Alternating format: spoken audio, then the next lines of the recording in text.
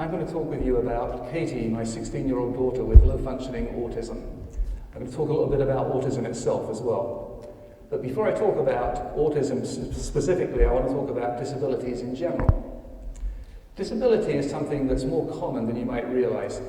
About 1 in 8 people self-discloses as having a disability, and about 1 in 45 people is the latest estimate of the Centers for Disease Control, the number of children who are born with autism. Disability isn't a single thing. Disability is very diverse. There are hearing disabilities, there are vision disabilities, mobility, mental disabilities, and they all present different challenges. So I wouldn't claim to say anything that pertains to all disabilities. What I do know quite a lot about is one particular kind of mental disability, autism. Now, autism has a wide spectrum. My daughter, as I mentioned, is very low functioning. Then there are people at the so-called high functioning end. They call it autistic spectrum disorder. I'm just hoping that some of the insights that I have based upon my experience might be applicable to other disabilities as well. How do we define disability in general? I find it quite helpful to talk about the difference between an impairment and a disability. Now, most of us have impairments of one kind or another. For example, if you need glasses or contacts like I do, you've got a vision impairment. But it's not a disability. A disability is when that impairment prevents you from engaging in really important life activities. And someone who is completely blind, completely deaf, someone who's in a wheelchair, has an impairment that becomes a disability. It doesn't mean it's impossible to live, but it means there are great obstacles there. Let's go on to Katie. I want to tell you a little bit more about her. So Katie is 16, and like a lot of kids with autism, she has a lot of problems with language. She is not completely non-verbal. There are some children with autism who just don't speak at all. My daughter has a relatively small vocabulary. I would say probably 100 or 200 words. She unfortunately also has a hearing loss, which means that the speech that she does have is very unclear. A lot of people have trouble understanding her. My wife and I and our children understand most of what she says, but it can be difficult. Katie needs a lot of help with everyday activities. She needs help with toileting, with dressing, with bathing. She can't be left alone in the kitchen because she would eat food non-stop. She cannot go out by herself because she doesn't understand road safety. She would basically walk in front of vehicles if you weren't there to stop her. Katie also has a lot of pleasure. She greatly enjoys watching movies, especially Sesame Street. Most people stop watching Sesame Street when they're 5 years old, but she carries on watching it, almost her favorite person in the world. In addition to that, Katie is definitely someone who likes people. She, unlike some kids with disabilities, with autism, Katie is very affectionate and she loves hugging, even though sometimes her hugs are very physically strong and it's more like a wrestling move than it is a hug. She needs basically the same level of supervision that a preschool child does. So Katie has quite a lot of challenges to deal with. Now, there's an example, by the way, of how Katie enjoys lying down in public, and you can see that it's a very kind of contagious behavior. Other people start to do it when they see her doing it too. Now, first lesson that I wanted to share with you is one that is, I think, nothing particularly new to you. You've all heard that word acceptance. We've got to accept people with disabilities. But I think I want to add a little wrinkle to that, which is the importance of having empathy. It seems to me that is the first step towards acceptance. Now, empathy is understanding how a person thinks and why they're doing what they do. When Katie's in public, she does all kinds of strange things. She has a habit, as I just mentioned, of lying down. She might flap her arms around. She might start jumping up and down. She might sing very loudly, talk to herself. And that behavior seems very alien to us.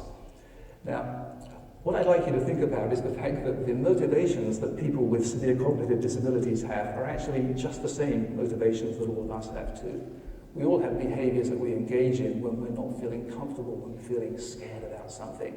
Sometimes it might be biting your fingernails, it might be just kind of fidgeting a bit, moving your foot, going like this on a table. Well, people with disabilities have those same motivations, it's just manifested in more unusual behaviors. So if you can see that the motivations are there, I think that when you see these strange behaviours, you're less likely to be judgmental to say, oh, that person is acting inappropriately. And it's also good to remind ourselves that a disability is not a choice. No one chooses a congenital mental disability. They're just born with it, and it would make no more sense than to say to someone with a mobility impairment, why aren't you walking? Well, obviously because you can't walk. That's not something within our control. And I would add that the kind of understanding, the kind of acceptance that I'm pushing when it comes to people with disabilities would also extend into our everyday life when we deal with people without disabilities. It seems to me a certain amount of indulgence of other people's wrongdoing is actually a good thing to have that we can learn from disabilities. Now, I don't want anyone to be pessimistic about disabilities. There are all kinds of really good things that result exactly from having a disability. For example, children with Down syndrome are unusually happy. Compare a person with Down syndrome with the population at large and you'll see a lot more joy, and that's something that is to be cherished. People with high functioning autism, people with Asperger's, often report that they're really happy to have the ability that most of us don't have to focus myopically on one thing for a long period of time. And I've heard people with Asperger's say, I don't want to be any other way, I like this. I think that all of us can find people with disabilities who struggle with a disability and show a lot of courage. We find that inspiring. I think that can be an example for all of us. In addition to that, in many instances, being around people with disabilities can bring out the best in us. It seems to me that you learn to show compassion and you become far more accepting of people in general. I've observed this firsthand in my own twin boys, who are far more compassionate than those 12-year-olds are. An instance happened just last night, as a matter of fact, that I thought I'd share with you about the good things that autism can bring out. My family and I were at the food court of a shopping mall, and as we were sitting there, a couple of teenage girls, probably high school age, came over to our table, and they gave a toy, a stuffed toy, to Katie, to my daughter. And we thought, well, why are you doing that? And the reason why was because, unbeknownst to me, there had been a group of younger kids who were making fun of Katie. Now, I hadn't observed that. I had been getting some food at the time. And Katie herself was totally oblivious to that. Even if she'd known it was happening, it wouldn't bother her. She's completely bully-proof. That's another upside of low-functioning autism. The interesting thing was, the girls who saw this were really upset. And the one who gave the toy was so upset she was crying. So, ironically, we had to comfort this girl who gave us this toy, saying, okay, really, she's fine, she doesn't mind. We had to comfort her. And I thought, what a great thing. My family felt so happy about this. We didn't need that toy, but what we really appreciated was the concern that those two girls showed us. And that wouldn't have happened without autism. Now, I don't want this to be just a feel-good talk about autism and other disabilities, because it seems to me that a really good thing to do is to bring home to people at large the real difficulties that do come with this particular disability. Autism can be extremely painful. All you've got to do is to see a child who's suffering. And one thing I forgot to mention in my original description of Katie is that when Katie gets upset or frustrated about something, she can engage in some really difficult behaviours. She can cry really loudly in public. She can hit herself on the head and bite herself. And it's very distressing. When you see that kind of suffering, it's not very easy or accurate to say, oh, autism's great. At that moment, it really isn't great. It's really bad. Similarly, as a parent, when you see your own child screaming, suffering, and you don't know what it's for, you don't know what you can do to help. You can't help. It's a very, very painful thing. Now, I think it's a good thing to make people aware of this without covering this up. Now, the reason why admitting this doesn't cause us to, or needn't cause us to descend into pessimism, is the fact that people with disabilities in their families, while certainly there are difficulties, don't suffer as much as other people would imagine. Now, for those of you without experience of disabilities, you're probably thinking, I don't know how I could possibly handle that. But it turns out that, to look at the families to begin with, families with disability learn to regard their child's disability as what you might call a permanent background condition. It's always there, but it's not the dominant overriding element of your life. Furthermore, people with disabilities themselves often experience their disability in a way that would seem impossible for someone who doesn't have it. It's the only life they've ever known. A person with a congenital disability doesn't have a non-disabled life from the perspective of which they can say, oh boy, my life's really bad. And it's because of this that I think that we needn't be totally pessimistic. In fact, on the contrary, there's a rather nice philosophical point that I'd like to share that illustrates this perfectly. It comes from the British philosopher Derek Parfit. He did some work on the notion of, we sometimes like to ask ourselves, what would life have been like for me if this had happened or that had happened? What would it be like if I was, 7 foot tall or something like that? And Parfit points out that the more you change the characteristics that someone has, the more likely it becomes that this is going to be a different person with a different identity. Now, this applies beautifully to disabilities. It doesn't make sense to say that Katie is really unfortunate to have gotten a disability. The reason why is because saying that implies, as this diagram illustrates, the idea that somehow before conception there was this kind of alternate universe Katie who existed without a disability. That's not true. The only Katie that was ever on the cards is the one who was born with autism. There is no non-disabled Katie who was harmed in some way prior to conception and then got autism. So the question to be asking is not, how does Katie's life compare to the life of someone without autism? The question to ask is her life with autism a good life? And the answer I give to that is absolutely. I can't imagine, I'm going beyond Katie's life now to any disability. I can't imagine any disability where we could say that life with that disability is so tough that the bad experiences outweigh the good ones. In Katie's case, good experiences are everywhere. I already mentioned that she loves her movies. She enjoys going to rock concerts. She's the biggest fan of her brother's rock band. She loves going to athletic events. Yesterday we took her to a Michigan State basketball game. She loved it. She doesn't pay much attention to the actual basketball. She pays attention to the band, to the cheerleaders, the dancing, the noise, and above all to the popcorn that we keep on feeding her. She loves all of that. So, no need to worry about negative experiences. In fact, Katie loves so many things. She loves music. She's a huge fan. Now, one thing you probably do know about autism is it can involve a rather narrow focus. And Katie's love of music, she likes to sing a lot, and she sings quite nicely in tune. There's one song above all that she likes. You may even know it. It's an older song, Hot, Hot, Hot by Arrow. Every time I'm in the kitchen cooking, she comes running out to me and says, hot, hot, hot. What that means is I have to put hot, hot, hot on the iPod. We just went on a 20-hour road trip to Canada over Christmas. Guess what song she wanted to hear? It's a long time. I mean, the upside of this is she only needs a very low-capacity iPod for her own use.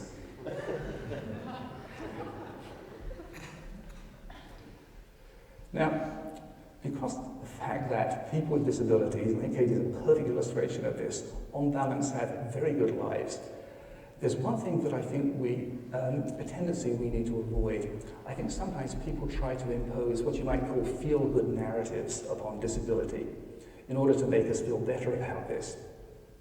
And I want to say that because of the considerations I just gave, we don't need feel-good narratives. Life is fine just the way it is. But in addition to that, the feel-good narratives can actually be somewhat harmful. So first of all, some people claim that they found a miracle cure for their child with autism, which goes against all medical knowledge. What we do know is that there are some interventions that can help with autism, but autism is a lifelong disorder, and it can actually dangle a rather false hope in front of people to claim that there is a miracle cure. Another feel-good narrative actually was started by the movie Rain Man that some of you may have seen from a decade or two ago. I like the movie in the sense that it brought autism in public consciousness, it got us to understand what it's all about, and it showed it in a very humorous way, which I thought was great too. But the problem was there was a misconception that it put out, which is that every person with autism has some extraordinary ability. Now, the character played by Dustin Hoffman, he was a so-called idiot savant who could multiply together large numbers in his head. And people have actually come to me and they said, what's Katie's special ability? I think, oh my goodness, I don't know how to answer that. And one answer I thought of giving, but I restrained myself, is, well, this was a few years ago, she's very good at smearing her feces on the wall. That's not what you mean, is it? And don't worry, I don't have any slides of that. See, the reality is, Katie doesn't have any extraordinary ability. Most of us don't have that either. How many of us are Olympic gold medalists or Nobel laureates? I mean, most of us have got a few things that we're good at. So is Katie. She's good at making people laugh. She's good at dancing in a seat at her brother's rock concerts. She's good at correcting people's posture. What she does is when she walks into a room and sees people with their legs crossed, she goes and knocks their legs down. So some of you would be in real trouble if she were here right now. When she sees people wearing sunglasses, not on their eyes, but on their heads, that's a big no-no. She grabs the sunglasses. Now, we've learned that when we see someone wearing sunglasses like that, we have to get ready to grab Katie before she goes and grabs the sunglasses. So, Katie has all kinds of abilities, and they're just fine. Not extraordinary. And the thing I want to leave you with is the notion that we can have autism and disability and feel perfectly good about it without these feel-good narratives. And the ultimate feel-good narrative is the Hollywood ending. Now, a Hollywood ending, as you know from watching movies, typically a romantic comedy, is where early in the movie you get boy meets girl and there's some obstacle. And you really want them to get together, but things are going wrong. By the end of the 90 minutes, they do get together and there is this happily ever after ending. Now, autism isn't like that. Autism doesn't have a cure. It's a lifelong disability. If you want a metaphor for autism related to the media, I would say it's like watching a season of a TV show on Netflix. But it's more than one season, it's many seasons. Katie is right now in her 17th season, and it's 24/7, 365 days a year.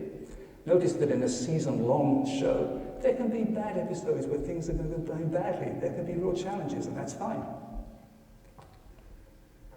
So, what I suggest to you is that we should not look for this kind of easy, feel-good solution, but we should aim for something for people with disabilities that doesn't require any kind of fanciful imagination of children who don't actually exist. We should take people with autism as they exist now, and we should simply try to create a world where they can have the most varied experiences and the richest experiences possible. And the best way to do that is, and this is something that we can all do, using the empathy and the acceptance that I just spoke about, we can try to create a world in which it is normal that people with severe disabilities, like autism, it's perfectly normal for them to be with us in the same places, doing the same things. I'm talking about being in the same classrooms, in the same restaurants, at the same athletic events, at the same rock concerts, sharing the same buses and trains and airplanes with us, and sharing the same cool places too, like that, and especially like that. Now, this might not be a Hollywood ending. I would like to call it a Gratiot County ending, and that's good enough for me. Thank you.